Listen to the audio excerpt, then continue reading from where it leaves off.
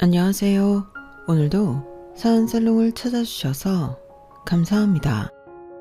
이제야 그 거머리가 딴 남친을 완전히 떼어내고 정신 차릴 수 있게 됐네요.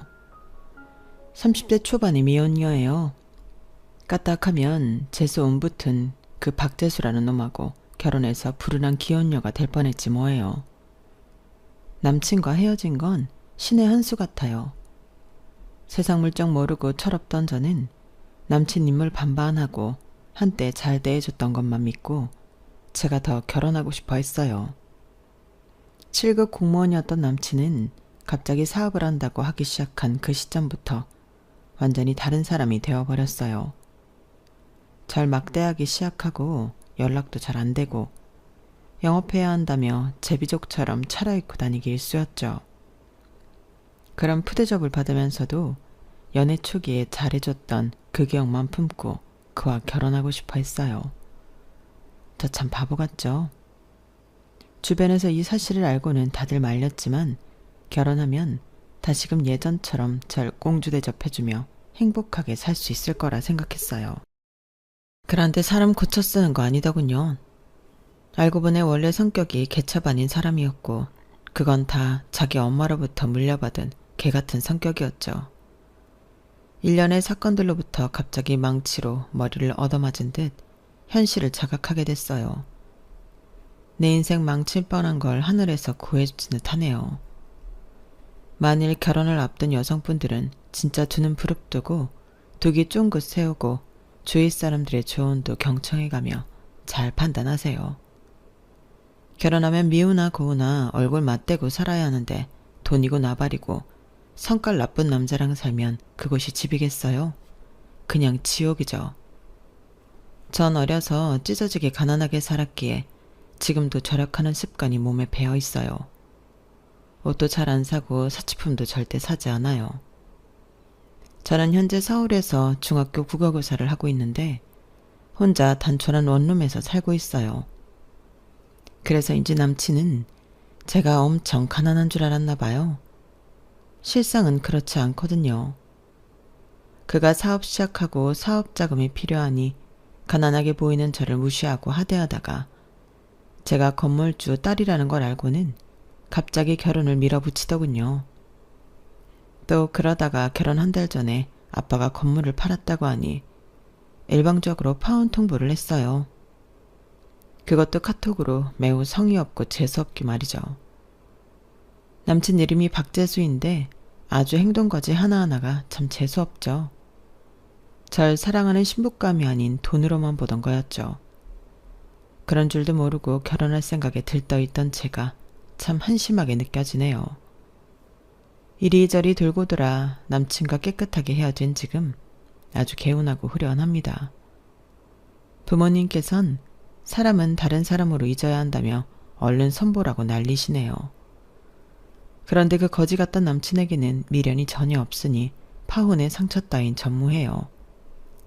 다음번에 다른 남자를 만난다면 또 콩깍지 제대로 씌워지기 전에 객관적으로 꼼꼼히 뜯어보려고요. 남자의 가족들까지 말이죠. 제가 남친의 가족들로부터 받은 마음의 상처도 만만치 않거든요. 여기까지 들으셔도 제가 겪은 산전수전이 조금이나마 공감되시나요?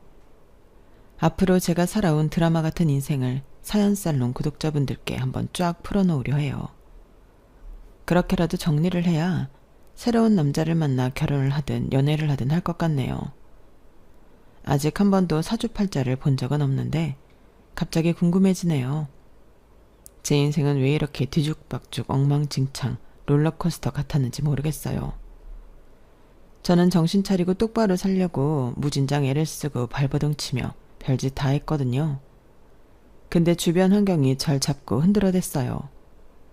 거기에 꺾이지 않으려고 굳은 심지 하나 부여잡고 여기까지 온 것 같아요. 아직 30살밖에 안 된 제가 인생에 대해서 뭘 아냐고요? 그렇지 않아요. 이래봬도 정말 별별 일을 다 겪은 여인네랍니다. 제가 겪어온 이야기 속으로 한번 들어와 보실래요? 지금부터 시작할게요. 제 이름은 차명주예요. 지금은 차씨지만 원래 김명주였어요. 다 커서 개명하게 됐죠. 우리 친아빠 이름이 김철준이었는데 아빠가 돌아가시고는 정말 아빠 성을 따르고 싶지 않았어요. 아빠가 돌아가시는 그날이 아직도 떠올라요. 아빠의 사망 소식을 듣고는 엄마와 저는 만세를 불렀어요. 만세! 이제 우리는 해방이야. 드디어 아빠로부터 해방이 됐다고. 어떻게 친아빠가 죽었는데 모녀가 그렇게 반응할 수 있냐고요? 폐륜이라고 생각하시겠죠. 그런데 엄마와 저는 그때까지 아빠라는 작자로부터 너무 많은 고통을 당했어요. 엄마는 성인이 되자마자 아빠에게 납치되다시피 하여 혼인신고하고 절 갖게 되었다고 해요.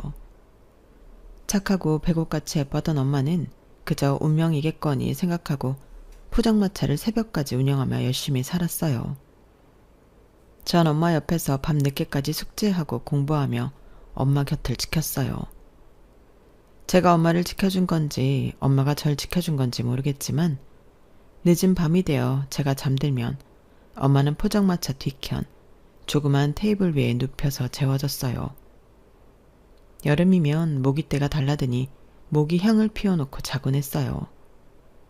아직도 그때 생각하면 초록색이 회색으로 변하며 타들어가던 모기향 냄새가 가장 먼저 떠올라요. 테이블 밑으로는 쥐와 고양이가 득실거려서 무섭기도 했지만 집에서 혼자 잠드는 것보단 덜 무서웠죠. 아빠는 뭐 했냐고요? 정말 미친 것 같았던 아빠의 등장은 늘 시끄러웠어요. 명주 아빠, 지금 포장마차 영업 중인데 다 때려 부으면 어떡해. 손님분들 정말 죄송합니다. 남편이 잔뜩 취했나 봐요. 가지 마시고 술 계속 드시면 돼요. 제가 말려볼게요. 아빠는 새벽 12시가 넘어 술이 떡이 되어 와서는 또다시 포장마차를 때려 부수기 시작했어요. 하도 많이 봐서 초등학생이었던 저는 놀랍지도 않더라고요. 물론 처음엔 저도 너무 무섭고 두려웠죠. 아빠가 깽판까지 부리면서 원하는 건 딱 한 가지였어요. 바로 엄마가 힘들게 모아놓은 돈이었죠. 너 내가 취해 보이냐? 나 하나도 안 취했어. 소주 딱 7병밖에 안 마셨다고. 왕년엔 12병씩 마셨는데 옆에 내가 하도 잔소리를 해대니까. 내가 술 줄인 거 아니야? 서방이 사업한다는데 사업자금은 못 대줄 망정 생활비라도 내놔야 할 거 아니야. 얼른 내놔 돈. 부부는 일심동체인 건 모르냐? 네 돈이 내 돈이고 내 돈이 네 돈 아니겠냐? 얼른 내놔. 명주 아빠, 제발 정신 좀 차려. 명주 연필 한 자루 사줄 돈도 없어서 쩔쩔 매고 있는 거 몰라? 단 몇십만 원이라도 모아놓을라 치면 다 뺏어가고. 나랑 명주는 어떻게 살라는 거야? 아, 내 팔자야. 엄마도 아빠의 잦은 행포에 진이 다 빠져버렸는지 손님들이 보든지 말든지 그 자리에 주저앉아 버리더군요. 저도 잠이 싹 달아났기에 엄마를 지키러 아빠한테 대들었어요. 아빠, 미쳤어? 엄마를 죽일 셈이야? 엄마 신장 안 좋아도 돈 없어서 병원도 제대로 못 가고 약도 못 먹고 다 죽어가는 거 몰라서 그래? 엄마가 오전에는 청소일, 저녁부터 새벽까지 포장마차 하면서 잠도 못 자고 돈 벌어놓은 거 아빠가 다 갖고 가는 거 모를 줄 알아? 아빠 도둑놈이야? 내가 경찰에 신고해버릴 거야. 초등학생 딸내미인 저까지 눈에 쌍심지를 켜고 대더니 평소에 손찌검까지 하던 아빠도 그저 씩씩거리며 그 자리를 떴어요. 손님들도 우리 가족의 살벌한 장면을 목격하고는 테이블에 대충 현금을 놓고는 슬금슬금 다 떠났어요. 엄마와 저는 깜깜한 새벽에 길거리에 주저앉아 부둥켜 안고 엉엉 울었어요. 그때 결심한 것 같아요. 우리 엄마는 내가 평생 지켜줘야겠다고 말이죠. 같은 여자로서 엄마의 인생이 너무 불쌍했어요. 가뜩이나 신장도 안 좋은데 밥도 제대로 못 먹고 일만 하니 키 160에 40kg도 안 나가는 앙상한 몸이었거든요. 제가 학교에서 급식을 먹을 때면 엄마 생각에 밥이 넘어가질 않았어요. 아직 어렸으니 제가 할 수 있는 일은 공부를 열심히 하는 일뿐이라고 생각했어요. 가뜩이나 집값 싼 시골에서도 우리 가족은 정말 빈민이나 다름없는 생활을 해야 했어요. 엄마는 수차례 아빠에게 이혼을 요구했지만 절대 들어주지 않았어요. 그러던 어느 날 학교에서 수업을 받고 있는데 초등학교 담임선생님께서 안 좋은 얼굴로 절 다급하게 부르셨어요. 명주야, 너의 어머니께서 쓰러지셨대. 지금 바로 병원으로 가봐야겠어. 너의 아버지는 연락이 되질 않는다네? 교감선생님 차를 타고 응급실로 향했어요. 제발 엄마가 죽지만 않기를 수천 번 기도하며 갔어요. 다행히 엄마는 영양실조로 쓰러진 거였고 생명에 지장은 없었어요. 어린 마음에 잠시나마 너무 무서웠죠.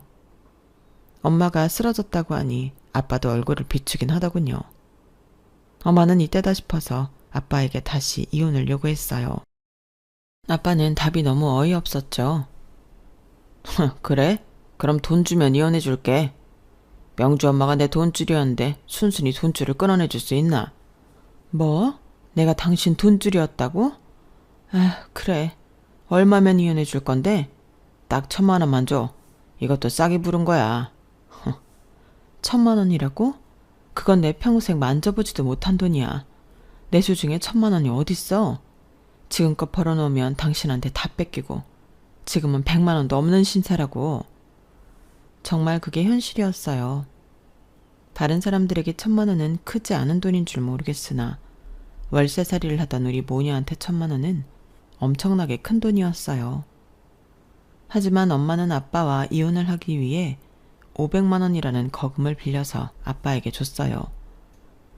욕심 많은 아빠는 500 갖고는 절대 이혼 못 해준다며 개막장극을 벌였어요. 바로 딸내미인 절 인질처럼 붙잡고는 어딘가로 끌고 가더군요. 바로 이름 모를 동네의 고아원이었어요. 다행히도 전엄마의 전화번호와 집 주소를 아는 나이였으니 바로 경찰의 도움을 받아 엄마한테 다시 갈 수 있긴 했어요. 하루 이틀 사이에 벌어진 일이었지만 저에겐 공포 그 자체였죠. 몇 주 뒤 이혼 못 해준다고 뻗팅기던 아빠가 갑자기 순순히 이혼을 하자며 콧노래를 부르더군요.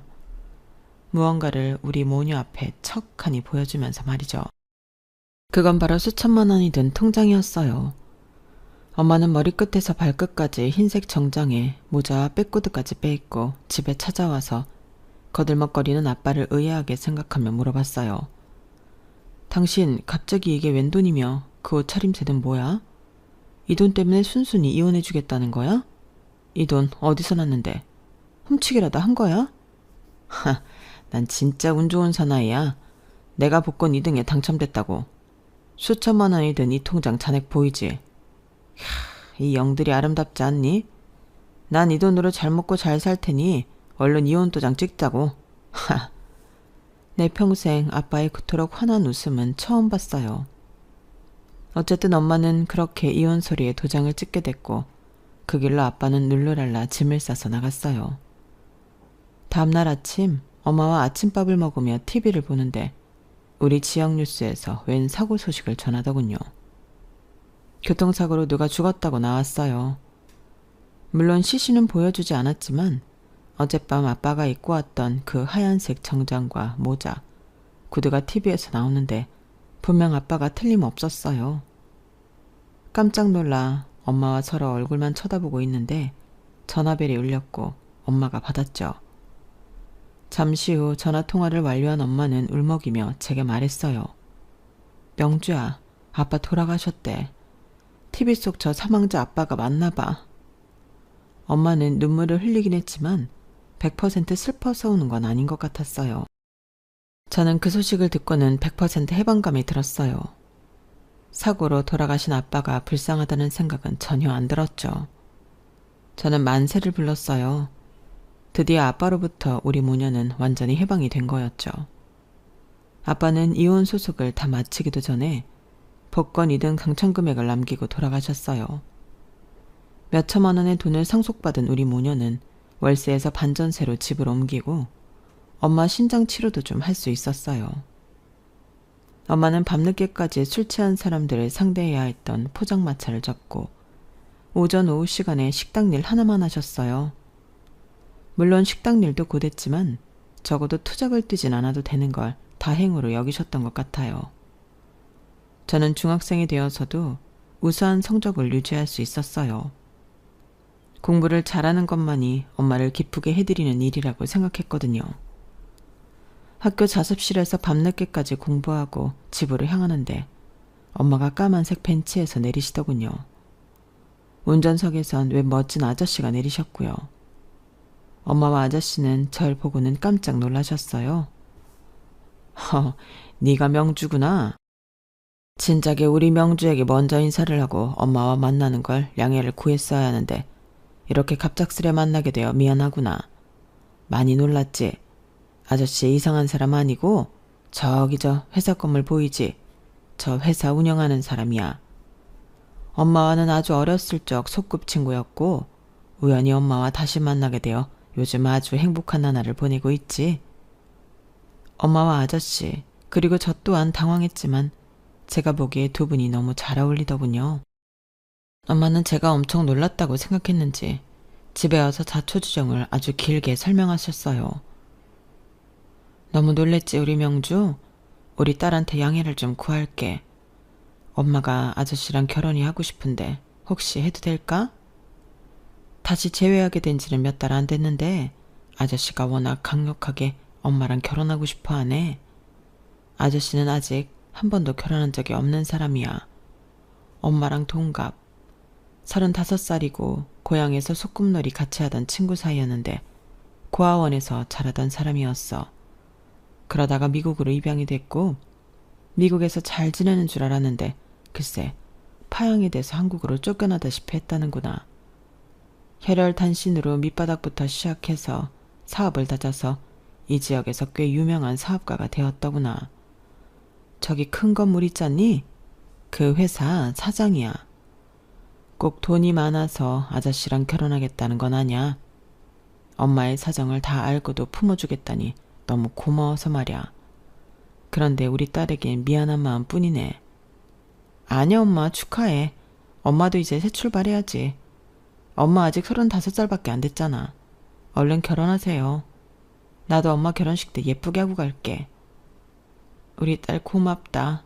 그렇게 말해줘서 정말 고마워 명주야. 지금 제 나이 30대가 되고 보니 그때 당시 엄마가 얼마나 젊은 나이였는지 다시금 실감이 되네요.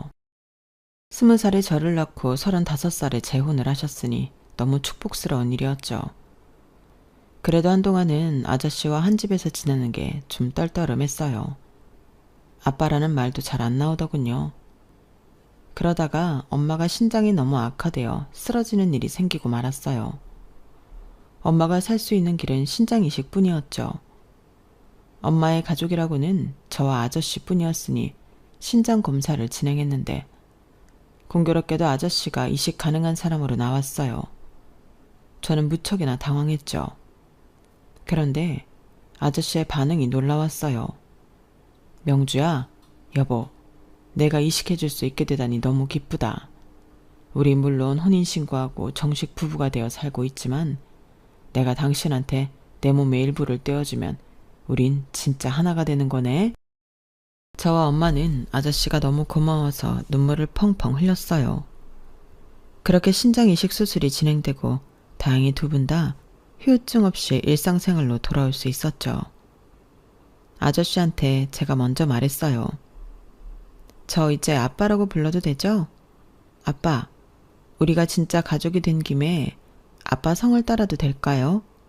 이제 김명주가 아닌 차명주로 살고 싶어요.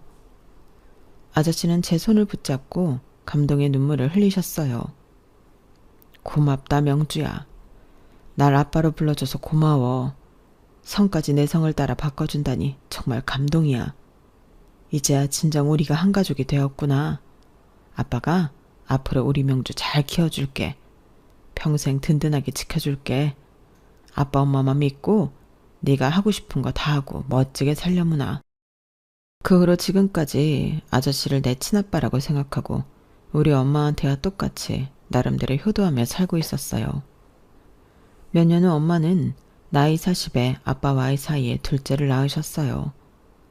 절 20살에 낳고 40에 둘째를 낳았으니 졸지에 20살 차이 나는 동생을 얻게 되었죠. 예쁜 동생을 좀 봐주고 싶었으나 전 서울에 있는 대학의 사범대에 합격하는 바람에 솔로 서울에 상경하게 되었어요. 경제력이 차고 넘치는 아빠는 당장 대학 근처에 30평대 아파트를 사주겠다며 나섰지만 제가 만류했어요. 그냥 원룸에서 자취하면서 살겠다고 말이죠. 제가 워낙 독립적인 성격이기도 하지만 어렸을 때 찢어지게 가난한 생활을 하다 보니 검소함이 몸에 배었어요. 왜 가난은 몸이 기억한다는 말 있잖아요. 진짜 그런 것 같아요. 회사 CEO인 아빠 덕분에 우리 가족이 엄청나게 풍족해졌지만 여전히 절약하고 검소하게 사는 습관은 여전했어요. 꽤 좋은 대학의 사범대에 다니니 과외 구하기가 수월했고 전 과외 알바를 여러 개 하면서 학비와 생활비도 혼자서 충당했어요. 저금까지 할 여력은 없었지만 가끔씩 아빠 엄마가 서울로 올라오셔서 현금 뭉치를 척하니 던져주고 가시면 바로 은행에 저금하기 바빴어요. 그렇게 어렸을 때와 다르게 순탄한 대학 생활을 보내고 있었어요. 엄마를 닮아서 그런지 예쁘다는 말도 여러 번 듣기도 했어요. 여자가 얼굴이 하얘면 반은 먹고 들어가잖아요. 제가 얼굴이 뽀얗다 보니 엄청난 미인처럼 느껴졌나 봐요. 남자들이 여러 대시하더군요. 하지만 소망했던 국외고사가 되기 전까지는 남친을 만들지 않기로 스스로 다짐했어요. 그리고는 학교 도서관에 처박혀 열심히 임용고시 준비를 했죠.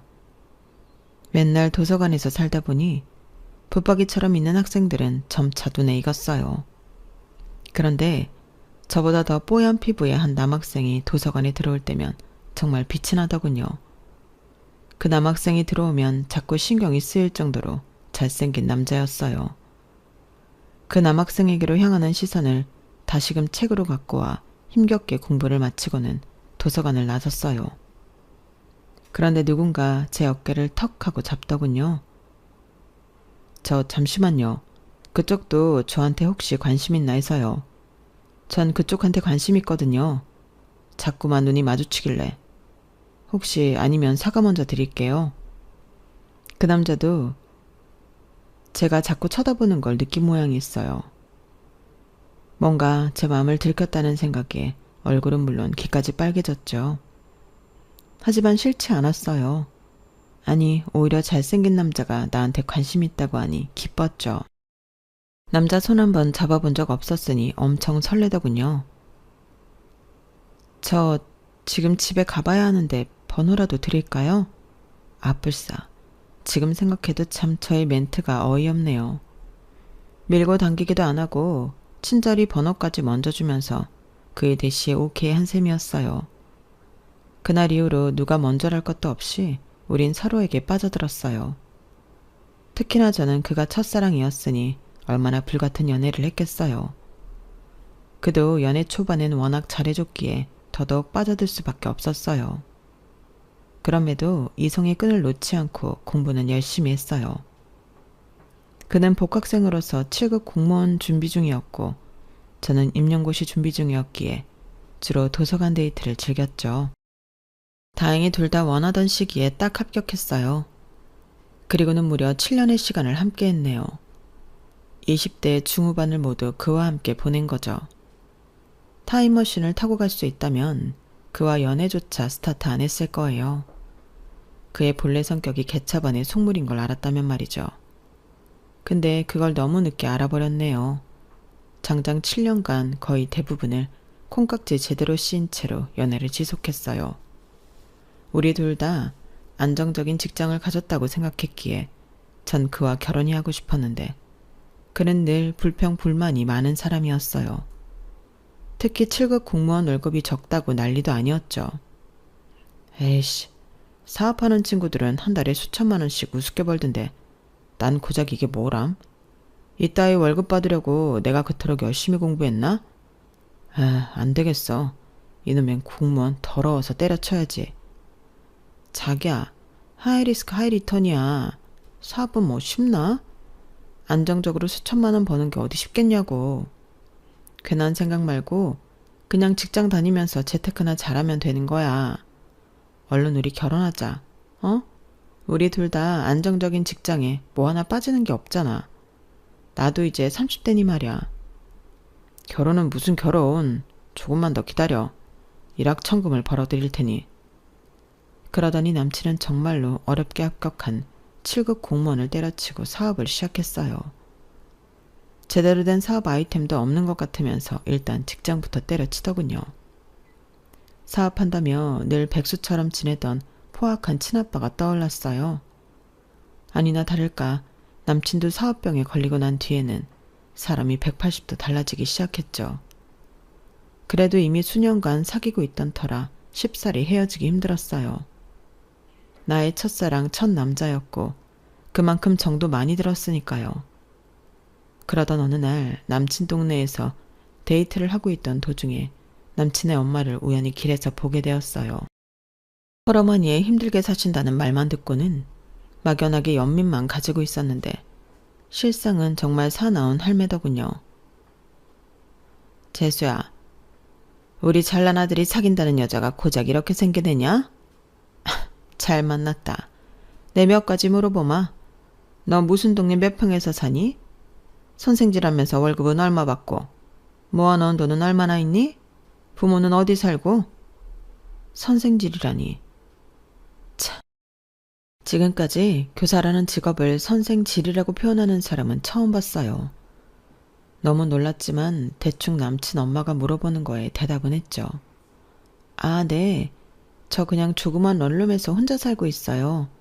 부모님께서 지방에 살고 계셔서요. 그리고 뭐 교사 월급은 재수씨 공무원 할 때랑 비슷할 것 같네요. 답이 좀 됐을까요? 갑자기 이렇게 물어보시니까 좀 당황스럽네요. 뭐야? 당황스럽긴 뭐가 당황스러워? 네 대답을 듣고는 내가 더 당황스럽다. 부모가 지방에 살고 너 혼자 서울 원룸에 산다? 안 봐도 비디오네. 돈 없는 집안이구만. 게다가 교사 월급이야 빤하지 뭐. 아, 저렇게 잘생기고 잘난 우리 아들을 주기에는 너무 문양이 빠진다. 지금 우리 아들 사장님인 거 잘 알지? 여자 쪽에서 사업자금 몇 억씩 척척 대주는 집으로 장가가야 한다. 그렇고 말고. 남친 엄마의 말은 처음부터 끝까지 돈 얘기만 이어졌어요. 남친과의 결혼이 맞는 건지 머릿속으로 너무 혼란스러웠어요. 제가 기분 나빠하는 걸 눈치챘는지 남친이 적당히 그 상황을 마무리했어요. 그래도 사귀어온 지난 7년의 세월이 있으니 계속 이 관계를 진행하는 게 맞는지 당장 헤어져야 했는지 고민이었어요. 그런데 설상가상으로 남친이 연락이 잘 안 되기 시작하고 가끔 보면 온몸에 명품을 휘감고 다니더군요. 가뜩이나 지네 엄마 때문에 헤어지고 싶은 마음이 큰데 남친과의 헤어짐에 무게를 두게 되었어요. 그러던 중 남친이 강남 새로운 빌딩에 사무실을 개업했다며 절 초대하더군요. 사업으로 바쁜 남친이니 일단 한두 달 후에 이별을 고해야겠다고 마음 먹고는 일단 남친이 말한 사무실로 갔어요. 그런데 이게 웬걸? 남친의 사무실이 있던 빌딩은 바로 아빠 소유의 빌딩이었어요. 사업에 성공해 돈을 많이 벌었던 아빠는 지방의 부동산들을 정리하여 강남에 빌딩을 하나 사놓으셨어요. 그게 벌써 몇 년 전 일이었죠. 그동안 남친에게 우리 집 재력에 대해서는 딱히 말하지 않았어요. 뭐 아빠의 재력일 뿐이지 내 돈은 아니라고 생각했거든요. 그런데 원룸에서 혼자 생활하는 저를 보고 남친은 아마도 가난하다고 여겼을지도 모르겠어요. 그래도 신기한 마음에 아빠 빌딩에 대해서는 남친에게 얘기했어요. 그랬더니 남친은 눈이 튀어나올 만큼 크게 뜨며 반색하더군요. 아, 이 빌딩 주인이 명주 아버지라고? 명주가 강남 건물주 딸이었어? 그런데 왜 그런 얘기를 여태까지 안 했던 거야? 우리 사랑하는 명주, 자기랑 늘 결혼하고 싶었어. 사랑해. 남친은 갑자기 뽀뽀까지 해대며 사랑한다는 말을 연발했어요. 남친과 헤어질 생각을 하고 있던 저는 좀 당황했지만 그날 이후로 남친이 어찌나 결혼 얘기를 해대며 강하게 밀어붙이던지 정신을 차릴 수가 없었죠. 저도 참 바보 같죠? 알아요. 하지만 7년 사귄 남친이 제가 그토록 원하던 결혼 이야기를 시시각각 해대니 마음을 다시금 빼앗기고 말았나 봐요. 저도 잠시나마 남친과 헤어지고 싶었던 마음을 고쳐먹고는 결혼하기로 결심했죠. 결혼식 준비는 일사천리로 진행되었고 남친은 우리 부모님을 처음 뵙는 자리에서 아주 땅에 코를 박고는 절을 해댔어요. 어찌나 살랑거리면서 우리 부모님께 애교를 떨던지 남친과 7년 연애하며 그런 모습은 처음 봤죠. 남친이 본인 엄마한테도 워낙 효자였기에 우리 부모님한테도 친아들처럼 대해드릴 거라 여겼어요. 그땐 모든 게 다 돈 때문에 그런 거라고는 생각하지 못했어요.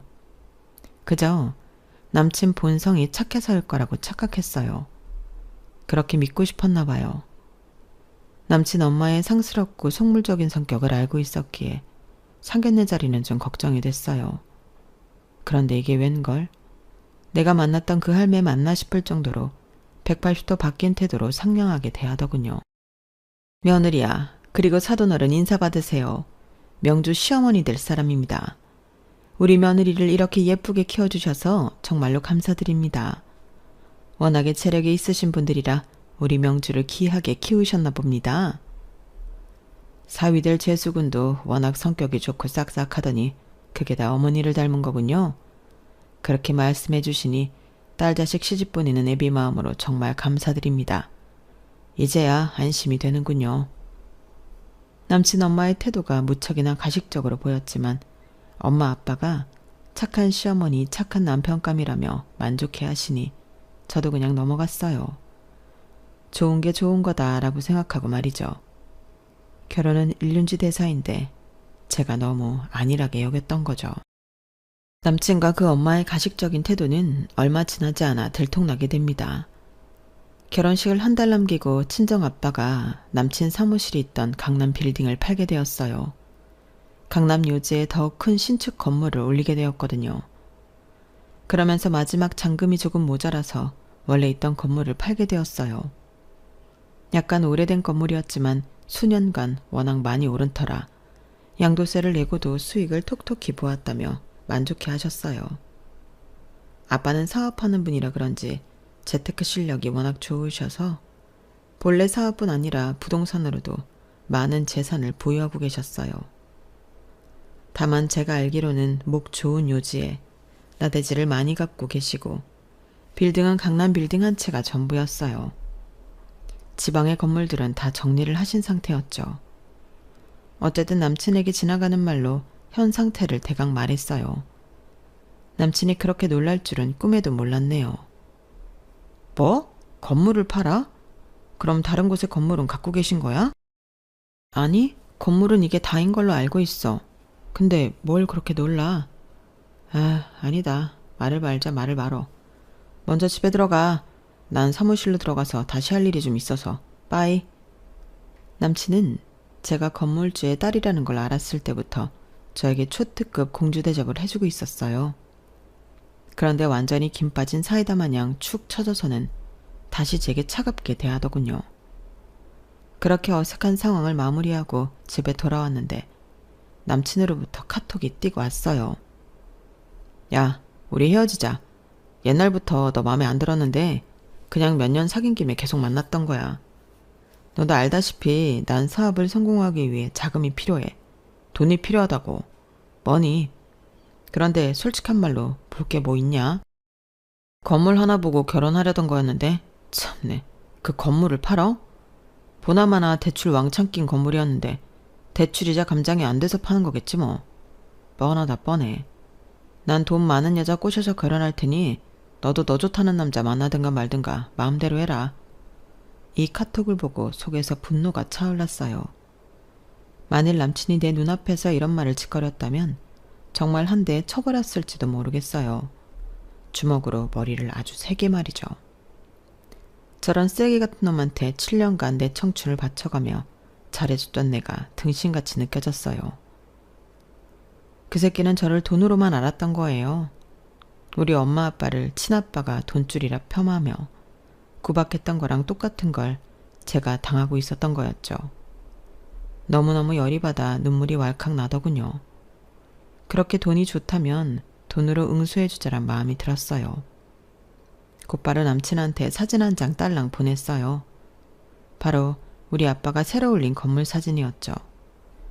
남친 사무실에 있던 그 건물보다 훨씬 더 크고 입지 좋은 곳에 그야말로 거대 빌딩이었어요. 얼마인지 정확히 모르지만 수백억도 넘는 금액의 건물일 거예요. 그리고는 남친에게 딱 한 줄 보냈어요. 우리 아빠가 그 건물 팔고 새로 올린 건물 못해도 수백억은 넘겠지? 그랬더니 그때부터 남친으로부터 전화가 빗발치기 시작했어요. 전화가 오든지 말든지 무음으로 해놓고 샤워하고 잠을 청했어요. 아침에 보니 부재중 통화가 100건이 넘게 와 있더군요. 장문의 메시지들도 수십 통 와 있고요. 굳이 확인해보지 않아도 내용은 뻔했기에 그냥 읽지도 않고 그 카톡창을 놔버렸어요. 내 7년의 연애 역사가 담긴 카톡창은 제로베이스가 되었죠. 허무했어요. 내가 이따위 속물 같은 놈한테 내 청춘을 다 바쳤다니. 이렇게 사람 보는 눈이 없다니. 한숨만 나왔어요.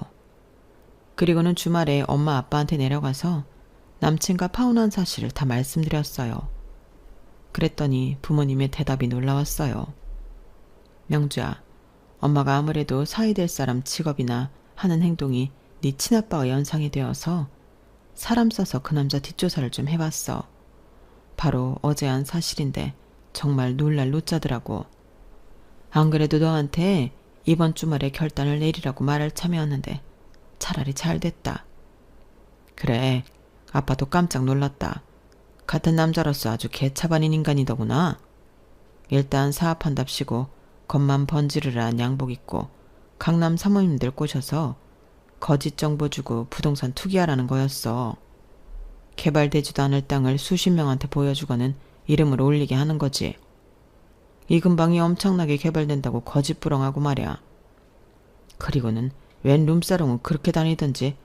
아휴, 사설 탐정이 찍은 사진들만 해도 내 참 더러워서 다신 보기도 싫구나.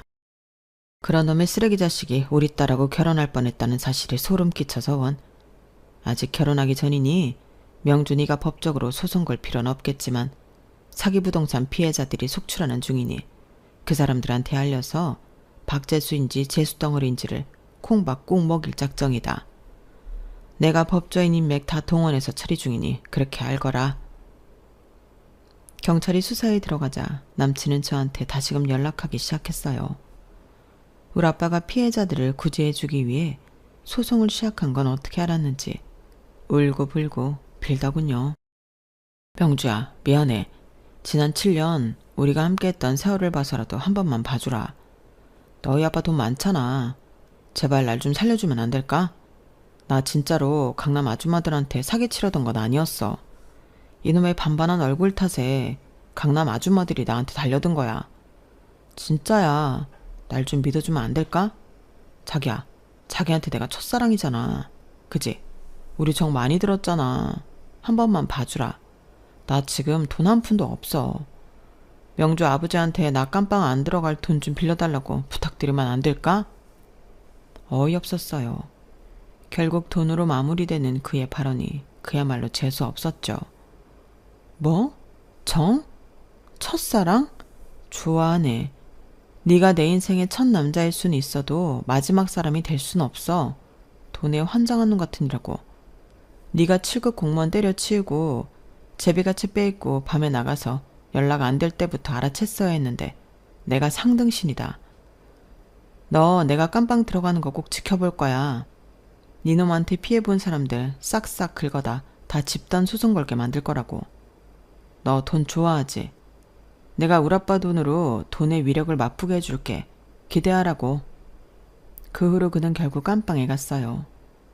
우리나라는 워낙 사기에 관대한 나라라서 형을 세게 받진 않았지만 쫄보인 그는 깜빵에서 무서워서 오줌이나 질질 싸고 있을 거예요. 전 이제 더 이상 원룸에 살지 않아요. 가난 코스프레를 하던 건 아니었지만 그냥 더 이상 지질이 궁상으로 살고 싶진 않더라고요. 새아빠지만 내 친아빠나 다름없는 아빠의 지원으로 조그만 아파트를 얻어 살고 있네요. 앞으로 제대로 된 남자를 좀 만나고 싶어서 선도 열심히 보고 있어요. 노처녀 나이가 되어 시간에 쫓겨 아무 남자랑 결혼하고 싶진 않거든요. 엄마 아빠가 현재 동생과 함께 행복하게 사는 모습을 보니 저도 얼른 행복한 가정을 꾸리고 싶어요. 누가 그러더라고요. 여자는 결혼하기 전까지는 눈을 부릅뜨고 결혼 후에는 눈 닫고 귀 닫고 살아야 한다고요. 아마도 결혼 전에는 상대를 면밀히 잘 관찰하고 결혼 후에는 인내심을 갖고 결혼 생활을 지속하라는 거겠죠. 아직 결혼을 안 해봐서 잘 모르겠지만 일단 결혼 전까진 객관적으로 그리고 전체적으로 꼼꼼하게 다 뜯어보려고요. 제발 제대로 된 착한 남자랑 결혼하게 되기를 빌어봅니다. 지금 결혼을 앞두고 계신 분들 식장 들어가기 전까지, 아니 혼인신고서에 도장 찍기 전까지 우리 꼼꼼하게 살펴보자고요. 그럼 여러분의 행복을 기원하겠습니다. 지금까지 드라마 같은 저의 인생 이야기를 들어주셔서 감사합니다. 여러분, 사연 댓글에 응원과 현명한 조언 부탁드려요. 좋아요와 구독은 저에게 큰 힘이 됩니다. 오늘도 좋은 하루 되세요.